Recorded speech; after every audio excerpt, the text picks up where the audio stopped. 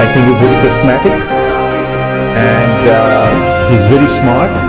He really grasps the most important things that are required to make our country great. He's a great visionary. He articulates his vision very clearly and very crisply. He has this quality about him that he inspires people to believe in him because he leads by example. Well, I'm really excited about that Prime Minister Modi is coming to Silicon Valley. He's impressed me right off the bat after he became Prime Minister with his vision and his outlook and also technology savviness and how he's using technology to really communicate with people. As you know, one of the most important things a leader of a company or a leader of a country has to do is to have vision and be able to articulate it and communicate it to millions of people in this case, so they clearly understand what is it that we need to get done. And I think he's doing an outstanding job, in my opinion, of communicating that. And clearly, beyond communication, then we all have to implement that vision, and that takes a lot more energy, resources, and time. And part of the reason why I tell people who get impatient with, hey, what's happening here? He's been a prime minister for a year, not much has happened. It takes a long time for these things to happen. But it starts with the first step, which is to really articulate a clear vision. I'm also particularly excited about him coming to Silicon Valley because Silicon Valley, as you know, is the epicenter of innovation in the world. And also is a little secret, not very well known, that America's dominance, both in terms of economic dominance and military dominance, really is a result of the innovation and technology that they possess. So just from that perspective alone, I believe it's important for India, which is soon going to be the third largest economy in the world, to truly come and understand what kind of environment and culture do you need to cultivate to foster innovation. So from that point of view, I think this is a very good visit for him to firsthand see and visit companies, meet with people, and understand how it is done. Now, there are really basically two ways that in USA the innovation has been fostered, and that's something that I really would like him to take away with him back to India and see how we can instill some of that in our own ways in our environment. The first way the innovation is fostered in America is through agencies like National Science Foundation or DARPA, which is a defense research agency for projects. Again, a very little known fact that internet that everybody uses today all over the world without even thinking actually is a creation. Its foundation was led by some work that was done by ARPANET, which was really a DARPA-funded project within the National Science Foundation. So here we see this huge difference it's made to the mankind, the internet has, and it came out of the government funding. Now it's very interesting how these projects are done here.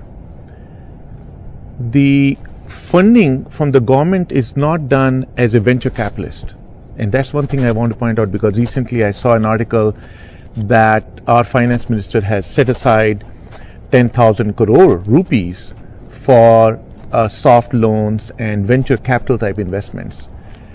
My advice to him would be to really take that money, which is very precious, $1.5 billion, and instead of trying to invest it like we do as private equity investors, I'm also a venture capitalist in India with a fund, instead of really deploying that capital as venture capitalists, which is a very risky job, because venture capital, majority of the companies that you invest in do not succeed, they fail. And it's a very challenging effort. Nevertheless, a very important effort.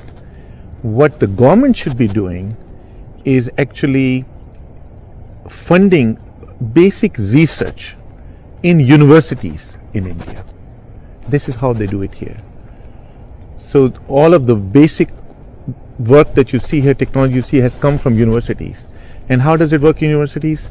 the funding is given by agencies like National Science Foundation or DARPA to various professors who are working on different type of projects, and $1 million or $2 million, and they in turn take these graduate students who are doing master's or PhD program to do the research for them. So it's really very low cost labor that's creating all the innovation, and it has multiple benefits if it's done correctly in India. For example, one of the challenges we face, we regret about the fact that we have great IITs and fantastic Indian Institute of Sciences. However, they don't end up ranking in the top 100 universities in the world. And the reason for that is, even though they create people like Sundar, who's heading up Google, or Sanjay Mehrotra, who heads up SanDisk, they are not doing research in those campuses. And all of us who came here after doing an undergraduate in India ended up doing a postgraduate master's degree here, did that research and learned how to do the research, to cultivate a mindset of research. It has a different mindset of creativity, of problem solving than a service type of a job where you're told what to do and then you do what you do, versus in here you are not told what to do. You need to create in your own mind how a solution to a problem will be.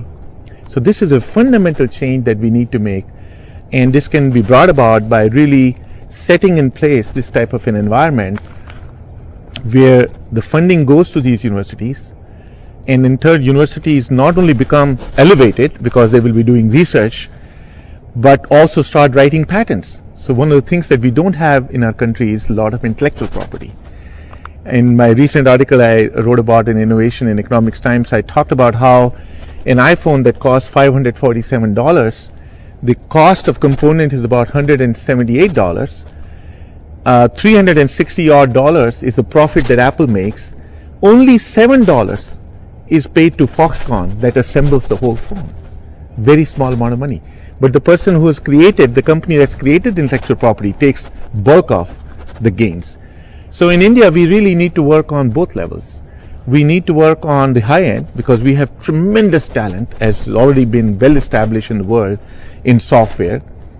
And software, as we know, is eating the world. These are the words that were used by Andreessen Horowitz in this is a famous article in Harvard. And it's true that software today is eating the world because hardware has become a commodity. In that environment, we seem to be very well placed as a country to really capitalize on that software and be on the forefront of it. What we need to shift is from a mindset of services to a mindset of innovation, creativity, problem solving, and intellectual property. And I think that's one end of the spectrum that we need to work on. And making India is not just a matter of pride of making in India, but really deploying tens of millions of our youth who don't all have to go to engineering colleges and get, higher degrees. We need to get them jobs. And to provide them jobs, they need to be doing a lot of manufacturing, for example. And we need to bring about that manufacturing in-house too. And I already saw some good steps being taken in terms of relationship with Foxconn, which is world's largest manufacturing company in Taiwan, in China, to come to Maharashtra and India to both leverage our low-cost labor to create more profitability for them, and in turn not only create jobs but create an environment and know-how, an ecosystem of how these things are done. We need to learn that too. Just like Chinese really learned that 30 years ago as American companies first went to China to show them how the manufacturing is done. So on both sides of the equation, this needs to be done. In case of IT services, you can get away without building a robust infrastructure, because usually what you need is infrastructure in terms of internet, not necessarily in terms of roads and bridges. But if you're doing manufacturing, you need ports, you need warehouses, you need roads, you need a web of all these things interconnected. And that is the other thing that we as a country have to do. And unfortunately, I hear that our land bill did not pass, but part of the reason that land bill is important is that we need to create an efficient infrastructure in our country.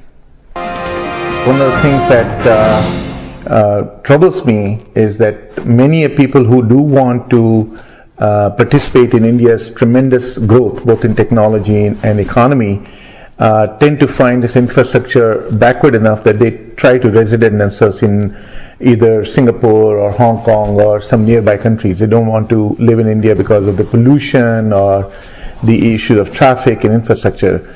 So clearly, if we can take one step forward in creating smart cities, and I understand we are in collaboration with Cisco right here in our backyard, pursuing that. It's a very good theme. And Internet of Things is really a methodology of connecting things together to make them more efficient and more communicative. And India is ready for it. India has this unique advantage by being so backward for so long.